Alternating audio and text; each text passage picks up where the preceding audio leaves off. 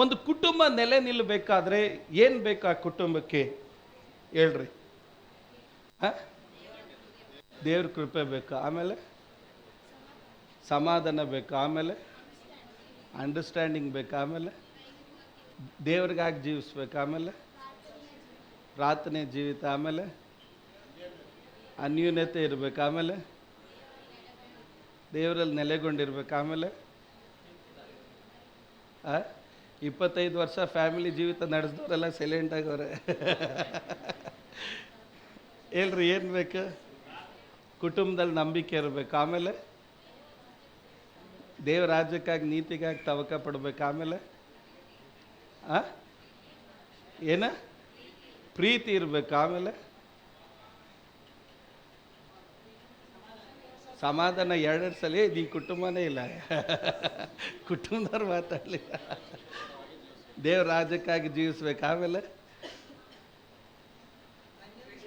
ಅನ್ಯೂನ್ಯತೆ ಪ್ರೀತಿ, ಆಮೇಲೆ ರೇಷನ್ ಬೇಕು. ಕರೆಕ್ಟ್. ಏನು ಪ್ರೀತಿ ಅನ್ಯೂನ್ಯತೆ ಇದ್ಬಿಟ್ಟು ರೇಷನ್ ಇಲ್ಲ ಅಂದರೆ ಹೆಂಗೆ ಬದುಕ್ತೀರ? ಕರೆಕ್ಟ್ ಪಾಯಿಂಟ್ ಕಡ ಇರುತ್ತೆ. ನೋಡ್ರಿ, ಎಲ್ಲ ಮಾತಾಡಿದ್ರಿ, ಅದ್ರಿ ಒಂದು ಪಾಯಿಂಟ್ ಬಿಟ್ರಿ. ಪ್ರೀತಿ ಹೇಳಿದ್ರಿ, ಅದು ಹೇಳಿದ್ರಿ, ಇದು ಹೇಳಿದ್ರಿ. ಒಂದು ಕುಟುಂಬ ನೆಲೆ ನಿಲ್ಲಬೇಕಾದ್ರೆ ಜ್ಞಾನ ಏನೋದು ಮುಖ್ಯ. ವಿಸ್ಡಮ್. ರೇಷನ್ ಇದ್ರೂ ಜ್ಞಾನ ಇಲ್ಲ ಅಂದರೆ ಅಡುಗೆ ಮಾಡಲ್ಲ. ಯಾರು ಸ್ತೋತ್ರ ಹೇಳಿಲ್ಲ. ಪ್ರೀತಿ ಇದ್ರೂ ಜ್ಞಾನ ಇಲ್ಲಂದ್ರೆ ಪ್ರೀತಿ ತೋರ್ಪಡಿಸೋಕ್ಕಾಗಲ್ಲ. ಸ್ತೋತ್ರ ಹೇಳದೇ ಇದ್ದಾಗ ನನಗೆ ನನ್ನ ಹೆಂಡತಿ ಮೇಲೆ ತುಂಬ ಪ್ರೀತಿ, ನನಗೆ ಜ್ಞಾನ ಇಲ್ಲ ಅಂತಂದರೆ ನಾನು ಯಾವಾಗಲೂ ಬೋ ಅಂತ ಇದ್ರೆ, ನಾ ಹೆಂಡತಿ ಹೇಳ್ತಾಳೆ, ಏನು ಮನುಷ್ಯನ ಮದುವೆ ಆಗಿದ್ದೀನ, ನಾಯಿನ ಮದುವೆ ಆಗಿದ್ದೀನ? ನಾನು ಹೇಳ್ತೀನಿ, ನಾನು ಹೆಂಡ್ತಿನ ಭಾಳ ಪ್ರೀತಿ ಮಾಡ್ತೀನಿ, ಆದರೆ ಪ್ರೀತಿ ತೋರಿಸಿದ್ರೆ ಅವಳು ನನ್ನ ತಲೆ ಮೇಲೆ ಎತ್ತು ಕುತ್ಕೊಬಿಡ್ತಾಳೆ ಅಂತ ಯಾವಾಗಲೂ ನನ್ನ ಹೆಂಡ್ತಿನ ಬೋಬೋ ಅಂದರೆ, ಅವಳು ಬೋಬೋ ಅಂದರೆ ಅರ್ಥ ಮಾಡ್ಕೊಂತಾಳ. ಇಲ್ಲ, ಅವಳು ಹೇಳ್ತಾಳೆ, ದೇವರೇ ಮನುಷ್ಯನ ಕೊಟ್ಟಿದ್ದ ಬದಲು ನಾಯಿ ಕೊಟ್ಬಿಟ್ಟಿದ್ಯಲ್ಲಪ್ಪ, ಈ ನಾಯಿ ಜೊತೆ ಜೀವನ ಮಾಡ್ಬೇಕಂತ. ಒಂದು ಕುಟುಂಬಕ್ಕೆ ಬೇಕಾಗಿರೋದು ಪ್ರೀತಿಗಿಂತ ಮೊದಲು ಜ್ಞಾನ ಬೇಕು. ಏನು ಬೇಕು? ಇನ್ನೊಂದು ಸರಿ ಹೇಳ್ರಿ, ಏನು ಬೇಕು? ಒಂದು ಕುಟುಂಬನ ನೆಲೆ ನಿಲ್ಲಿಸೋದು ಯಾವುದು ಗೊತ್ತಾ? ಜ್ಞಾನ. ಇವತ್ತು ಅನೇಕ ಹುಡುಗರು ಹೇಳ್ತಾರೆ, ನಾನು ಪ್ರೀತಿ ಮಾಡಿದ್ದೀನಿ, ನಾನು ಮದುವೆ ಆಗ್ಬೇಕಂತ. ಮದುವೆ ಆದಮೇಲೆ ಅವ್ರಿಗೆ ಬುದ್ಧಿ ಬರುತ್ತೆ, ಆವಾಗ ಜ್ಞಾನ ಬರುತ್ತೆ. ಯಾಕೆ ಗೊತ್ತಾ? ಯಾಕಪ್ಪ ಮದುವೆ ಆಗೋದೆ ಅಂತ. ಕರೆಕ್ಟಾ? ಕಾರಣ ಏನು ಗೊತ್ತಾ? ಹೋಗಿ ಎಂಥವನ್ನ ಕಟ್ಕೊಂಡು ಎಂಥವನ್ನ ಜೊತೆ ಜೀವನ ಮಾಡ್ತಾರೆ.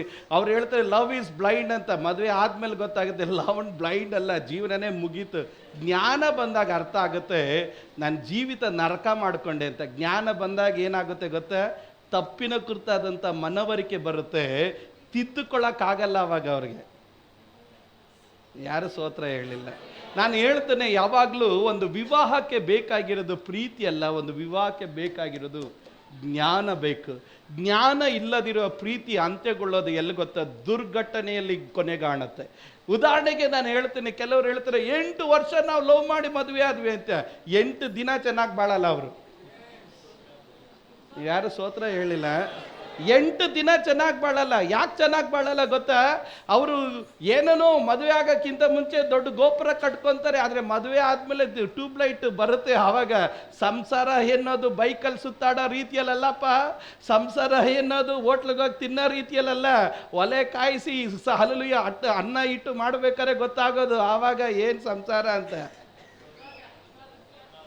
ಆವಾಗ ಒಬ್ಬರು ಡೈಲಾಗ್ ಹೊಡಿತಾರೆ, ನಮ್ಮ ಅಪ್ಪ ಹೇಳ್ದಂಗೆ ಕೇಳಬೇಕಾಗಿತ್ತು, ನಮ್ಮ ಅಮ್ಮ ಹೇಳ್ದಂಗೆ ಕೇಳಬೇಕಾಗಿತ್ತು. ಯಾಕಂದ್ರೆ ಜ್ಞಾನ ಬಂತು.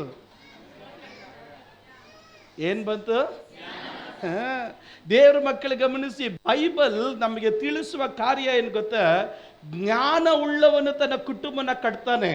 ಜ್ಞಾನಹೀನಳು ಏನು ಮಾಡ್ತಾಳೆ? ತನ್ನ ಸ್ವಂತ ಕೈಯಿಂದ ತನ್ನ ಕುಟುಂಬನ ಹಾಳು ಮಾಡ್ತಾಳೆ. ಇವತ್ತು ದೇವರ ವಾಕ್ಯದ ಪ್ರಮಾಣ ಪ್ರೀತಿಯನ್ನು ವಿರೋಧಿಸೋದಿಲ್ಲ. ಪ್ರೀತಿ ಬೇಕು, ಆದರೆ ಪ್ರೀತಿಗಿಂತ ಮೊದಲು ಪ್ರತಿಯೊಬ್ಬರ ಜೀವಿತದಲ್ಲಿ ಏನಿರಬೇಕು ಗೊತ್ತಾ? ದೇವರ ಜ್ಞಾನ ಇರಬೇಕು. ದೇವರ ಜ್ಞಾನ ಇಲ್ಲದಿರುವನು ಪ್ರತಿಯೊಬ್ಬನು ಏನಾಗ್ತಾನೆ ಗೊತ್ತಾ? ಹಾಳಾಗಿ ಹೋಗ್ತಾನೆ. ನೋಡ್ರಿ, ಹೋಸೇಯನ ಬರೆದ ಪ್ರವಾದಿಗಳಂತ ಒಂದೊಂದು ವಚನ ನಿಮ್ಮ ಮುಂದೆ ತರ್ತೀನಿ. ಸ್ತೋತ್ರ. ಹೋಸೇಯ 4:6. ಹೋಸೇಯ 4:6 ಗಮನಿಸ್ತೇವೆ, ನನ್ನ ಜನರು ಜ್ಞಾನಹೀನರಾಗಿ ಅವರೇನಾಗಿದ್ದಾರೆ? ಹಾಳಾಗಿ ಹೋಗಿದ್ದಾರೆ. ನನ್ನ ಜನರು ಏನಾಗಿದ್ದಾರೆ? ಜ್ಞಾನಹೀನರಾಗಿ ಹಾಳಾಗಿದ್ದಾರೆ. ಒಂದು ವ್ಯಕ್ತಿ ಏನಾದ್ರೂ ಜ್ಞಾನಹೀನನಾದ್ರೆ ಅವನು ಹಾಳಾಗಿ ಹೋಗ್ಬಿಡ್ತಾನೆ. ಅವನು ಎಂಥವನೇ ಆಗಲಿ, ಎಂಥ ವಿದ್ಯಾಭ್ಯಾಸ ಉಳ್ಳವನಾಗಲಿ, ಎಂಥ ಹಣವಂತನೇ ಆಗಲಿ, ಎಂಥ ಸಾಮರ್ಥ್ಯ ಉಳ್ಳವನೇ ಆಗಲಿ, ಎಂಥ ಬಲ ಉಳ್ಳವನೇ ಆಗಲಿ, ದೇವರ ಮಕ್ಕಳು ಗಮನಿಸಿ, ಒಬ್ಬನ ಜ್ಞಾನಹೀನನಾದ್ರೆ ಅವನೇನಾಗ್ತಾನೆ ಗೊತ್ತಾ? ಹಾಳಾಗಿ ಹೋಗ್ತಾನೆ. ಸೇವೆಯ ಹಿಸ್ಟ್ರಿಯಲ್ಲಿ ನಾವು ಗಮನಿಸಿದಾಗ ಜಿಮ್ಮಿ ಸ್ವಾಗತ್ ಎಂದು ಕರೆಯಲ್ಪಡುವ ಒಂದು ವ್ಯಕ್ತಿ ಇದ್ದ. ಆತ ಹಲ್ಲೆಲೂಯಾ ಬಿಲ್ಲಿ ಗ್ರಾಮ್, ಓರಲ್ ರಾಬರ್ಟ್ಸ್ ಅವರಿಗೆ ಸರಿಸಮವಾಗಿ ಪ್ರಸಂಗ ಮಾಡ್ತಾ ಇದ್ದ. ಅವತ್ತಿನ ಕಾಲದಲ್ಲಿ ಪ್ರಬಲನಾದಂತ ಒಂದು ದೇವದಾಸ ಜಿಮ್ಮಿ ಸ್ವಾಗತ್ ಎನ್ನೋದು.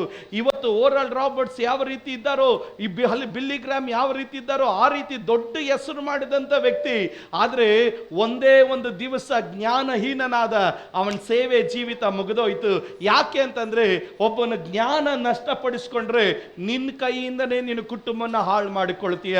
ಹಾಗಾದ್ರೆ ಒಂದು ಕುಟುಂಬ ಕಟ್ಟಬೇಕಾದ್ರೆ, ಒಂದು ಕುಟುಂಬ ಚೆನ್ನಾಗಿ ನಡಿಬೇಕಾದ್ರೆ, ಒಂದು ಉತ್ತಮವಾದ ಜೀವಿತ ನಾವು ನಡೆಸಬೇಕಾದ್ರೆ ನಮಗೇನಿರ್ಬೇಕು ಗೊತ್ತಾ? ದೇವರ ಜ್ಞಾನ ಇರಬೇಕು. ಪಕ್ಕದಲ್ಲಿರೋ ಹೆಂಡತಿಗೂ ಗಂಡನಿಗೂ ಮಕ್ಕಳ ಕೈ ಕೊಟ್ಟು ಹೇಳ್ರಿ, ದೇವರ ಜ್ಞಾನ ಇರಬೇಕು. ಯಾಕೋಬ 1ನೇ ಅಧ್ಯಾಯದ 5ನೇ ವಾಕ್ಯ ನೋಡ್ರಿ. ಯಾಕೋಬ 1ನೇ ಅಧ್ಯಾಯದ 5ನೇ ವಾಕ್ಯ. ದೇವರ ವಾಕ್ಯದಲ್ಲಿ ನಾವು ಈ ರೀತಿಯಾಗಿ ನಾವು ಓದ್ತೇವೆ, ನಿಮ್ಮಲ್ಲಿ ಯಾವನಿಗಾದ್ರೂ ಜ್ಞಾನ ಕಡಿಮೆ ಆಗಿದ್ರೆ ಅವನು ದೇವರನ್ನ, ಗಟ್ಟಿಯಾಗಿ ಹೇಳ್ರಿ, ಒಬ್ಬನಿಗೆ ಜ್ಞಾನ ಕಡಿಮೆ ಆಗಿದ್ರೆ ಅವನು ಯಾರ ಹತ್ರ ಕೇಳಬೇಕು?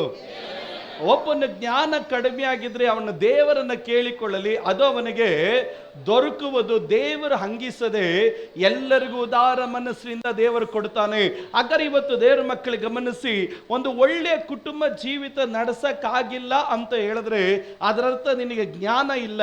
ಜ್ಞಾನ ಎನ್ನೋದು ನಿನಗೆ ಬರಬೇಕಾದ್ರೆ ಅದರ ಅರ್ಥ ಏನು ಗೊತ್ತಾ? ಬೈಬಲ್ ಹೇಳುತ್ತೆ, ನೀನ್ ದೇವರ ಹತ್ರ ನೀನು ಏನ್ ಮಾಡಬೇಕು? ಕೇಳ್ಕೋಬೇಕು. ದೇವರೇ, ನನಗೆ ದೇವರ ಜ್ಞಾನ ಕೊಡು ಅಪ್ಪ, ನನಗೆ ಜ್ಞಾನ ಕೊಡಪ್ಪ, ಒಳ್ಳೆ ಕುಟುಂಬ ಕಟ್ಟೋದಕ್ಕೆ, ಒಳ್ಳೆ ಜೀವಿತ ನಡೆಸೋದಕ್ಕೆ, ಸಾಕ್ಷಿ ಉಳ್ಳವನಾಗಿ ನಡೆಯೋದಕ್ಕೆ ಅಪ್ಪ ನೀನು ಜ್ಞಾನ ಕೊಡು ಅಂತ ಹೇಳಿ ನಾವು ದೇವರ ಬಳಿಯಲ್ಲಿ ಕೇಳ್ಕೊಂಡ್ರೆ ದೇವರು ಅವನಿಗೆ ಏನ್ ಮಾಡ್ತಾನೆ? ಹೇಗೆ ಕೊಡ್ತಾನೆ? ದೇವರು ಕೊಡೋದು ಮಾತ್ರ ಅಲ್ಲ, ಉದಾರ ಮನಸ್ಸಿಂದ ದೇವರು ಕೊಡ್ತಾನೆ.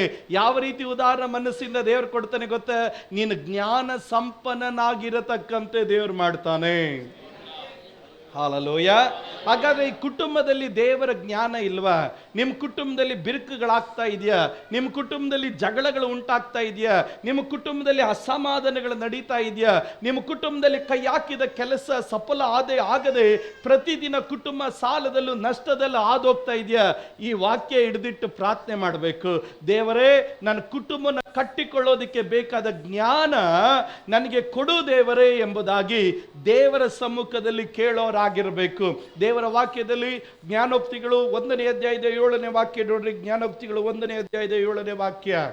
ಯೆಹೋವನ ಭಯವೇ ತಿಳುವಳಿಕೆಗೆ ಮೂಲ, ಮೂರ್ಖರಾದರೂ ಜ್ಞಾನವನ್ನ ಶಿಕ್ಷೆಯನ್ನ ಅಸಡ್ಡೆ ಮಾಡುವರು. ಎಲ್ಲರೂ ಹೇಳ್ರಿ, ಯೆಹೋವನ ಭಯವೇ ತಿಳುವಳಿಕೆಗೆ ಮೂಲ. ಗಟ್ಟಿಯಾಗಿ ಆ ವಾಕ್ಯ ಹೇಳ್ರಿ. ಮೂರ್ಖರಾದರೂ, ಇನ್ನೊಂದ್ಸರಿ ಹೇಳ್ರಿ, ಮೂರ್ಖರಾದರೂ ಜ್ಞಾನವನ್ನು ಶಿಕ್ಷೆಯನ್ನು ಅಸಡ್ಡೆ ಮಾಡುವರು. ನೋಡ್ರಿ, ಇವತ್ತು ನನ್ನ ಜ್ಞಾನವನ್ನ ನಿಮಗೆ ಉಪದೇಶ ಮಾಡಬೇಕಾದ್ರೆ ಕೆಲವರು ಅಸಡ್ಡೆ ಮಾಡ್ತಾರೆ. ಪಾಸ್ಟ್ ಹೇಳ್ದಂಗೆ ನಡೆದು ಬಿಡುತ್ತಾ, ಪಾಸ್ಟ್ ಹೇಳ್ದಂಗೆ ಆಗ್ಬಿಡುತ್ತಾ, ಪಾಸ್ಟ್ ಹೇಳ್ದಂಗೆ ನಾವು ಮಾಡಿದ್ರೆ ನಮ್ಮ ಜೀವನ ಚೆನ್ನಾಗಿರುತ್ತೆ ಅಂತ ಯಾರಾದರೂ ಚಿಂತೆ ಮಾಡಿದ್ರೆ ಬೈಬಲ್ ಹೇಳುತ್ತೆ ನೀನು ಮೂರ್ಖ ಅಂತ. ನೀನೇನಾಗಿದೆಯಾ? ನೀನು ಮೂರ್ಖ ಅಂತ ದೇವರ ವಾಕ್ಯ ಹೇಳ್ತೆ.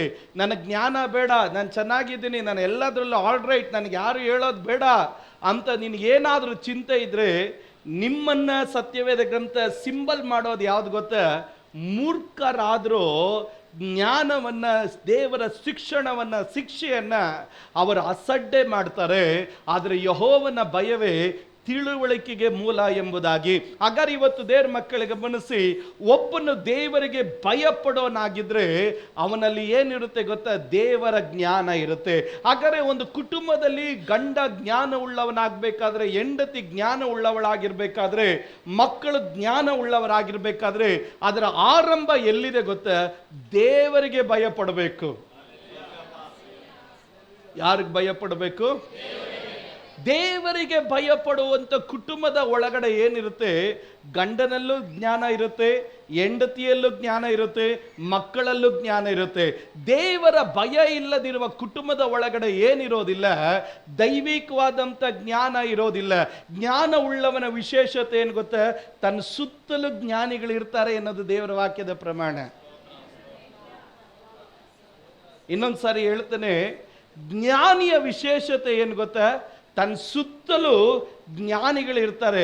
ಆದರೆ ಮೂರ್ಖನ ವಿಶೇಷತೆ ಏನು ಗೊತ್ತಾ, ಅವನ ಸುತ್ತಲೂ ಮೂರ್ಖರು ಇರ್ತಾರೆ. ದೇವ್ರ ಮಕ್ಕಳು ಗಮನಿಸಿ, ಜ್ಞಾನಿಯ ಸುತ್ತಲೂ ಕುಡುಕರು, ಜೂಜಾಡೋರು, ತಪ್ಪು ದಾರಿಯಲ್ಲಿ ನಡೆಯೋರು, ತಂದೆ ತಾಯಿಗಳ ಮಾತನ್ನು ಕೇಳದೇ ಇರೋರು, ತಂದೆ ತಾಯಿಗಳನ್ನು ಹೊಡೆಯುವವರು ಜ್ಞಾನಿಗಳ ಸುತ್ತ ಇರೋದಿಲ್ಲ.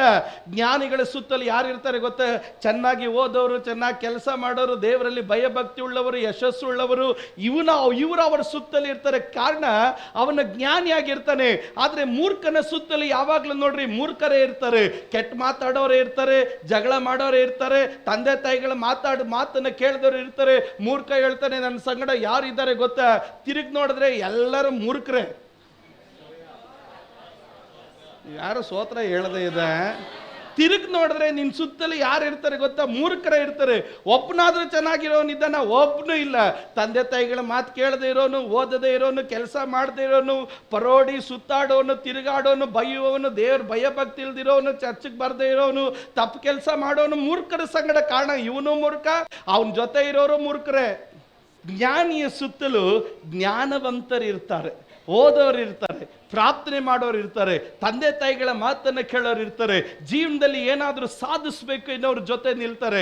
ಕಾರಣ ಏನಂದ್ರೆ, ಜ್ಞಾನಿಯ ಸಹವಾಸ ಮಾಡಿದಾಗ ಮೂರ್ಖನು ಮೂರ್ಖರ ಸಹವಾಸನ ಮಾಡ್ತಾನೆ. ಈ ಮೂರ್ಖರು ಯಾರು ಗೊತ್ತಾ, ದೇವರಿಗೆ ಭಯ ಪಡೆದವರು. ಇವತ್ತು ನನ್ನನ್ನು ಕೇಳುವಂತ ಪ್ರತಿಯೊಂದು ದೇವರ ಮಕ್ಕಳೇ, ಒಂದು ಕಾರ್ಯ ಚೆನ್ನಾಗಿ ನಾವು ಅರ್ಥ ಮಾಡಿಕೊಳ್ಬೇಕು.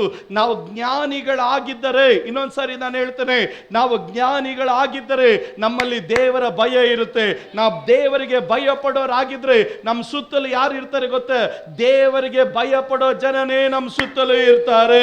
ಕಾರಣ ಏನು ಗೊತ್ತಾ, ಯೆಹೋವನ ಭಯವೇ ಜ್ಞಾನಕ್ಕೆ ಮೂಲ. ಹಾಗಾದ್ರೆ ನೀನು ಜ್ಞಾನಿ ಆಗಿದ್ರೆ ಯಾರ ಜೊತೆ ನೀನು ಇದ್ದೀಯಾ ಅನ್ನೋದು ನೋಡ್ಕೋಬೇಕು. With whom you are staying, ಯಾರ ಜೊತೆ ವಾಸ ಮಾಡ್ತಾ ಇದೀಯಾ, ಯಾರ ಸಹವಾಸ ಮಾಡ್ತಾ ಇದೀಯಾ. ನೀನು ಜ್ಞಾನಿಯಾಗಿದ್ರೆ ಯಾರ ಜೊತೆ ನೀನು ನಿಂತಿದ್ದೀಯಾ ಎನ್ನೋದನ್ನ ನೀನು ಪರೀಕ್ಷೆ ಮಾಡಬೇಕು. ದೇವರ ಭಯ ಇಲ್ಲದಿರುವವರ ಸಂಗಡ ಎಂದಿಗೂ ನೀನು ಪಾಲ್ಗಾರಕ್ಕೆ ಆಗ್ಲಿಕ್ಕಾಗಿ ನೀನು ಹೋಗ್ಬೇಡ. ನೀನು ಆಗೋನಾಗಿದ್ರೆ ನೀನು ಮೂರ್ಖನಾಗ್ತೀಯ. ಮೂರ್ಖನ ವಿಶೇಷತೆ ಏನು ಗೊತ್ತಾ, ಅವನು ತಪ್ಪು ದಾರಿಯಲ್ಲಿ ನಡೆಯೋನಾಗಿರ್ತಾನೆ. ಇವತ್ತು ನನ್ನನ್ನು ಕೇಳುವಂತ ಪ್ರತಿಯೊಂದು ದೇವರ ಮಕ್ಕಳೇ, ಒಂದು ಕಾರ್ಯ ಚೆನ್ನಾಗಿ ನಾವು ಅರ್ಥ ಮಾಡಿಕೊಳ್ಬೇಕು. ಜ್ಞಾನವಂತರಾಗಿ ನಾವು ದೇವರ ಮುಖದಲ್ಲಿ ಉಳ್ಳವರಾಗಿದ್ರೆ ನಮ್ಮಲ್ಲಿ ದೇವರ ಭಯ ಎನ್ನೋದು ಇದ್ದೇ ಇರುತ್ತೆ. ದೇವರ ಭಯ ಉಳ್ಳವನು ಜ್ಞಾನವಂತನಾಗಿರ್ತಾನೆ. ದೇವರ ಜ್ಞಾನ ಉಳ್ಳವನು ಒಳ್ಳೆ ರೀತಿ ಅವನ ಜೀವನ ಕಟ್ತಾ ಇರ್ತಾನೆ, ಒಳ್ಳೆ ರೀತಿ ಅವನ ಕುಟುಂಬನ ಕಟ್ಟುತ್ತಾ ಇರ್ತಾನೆ.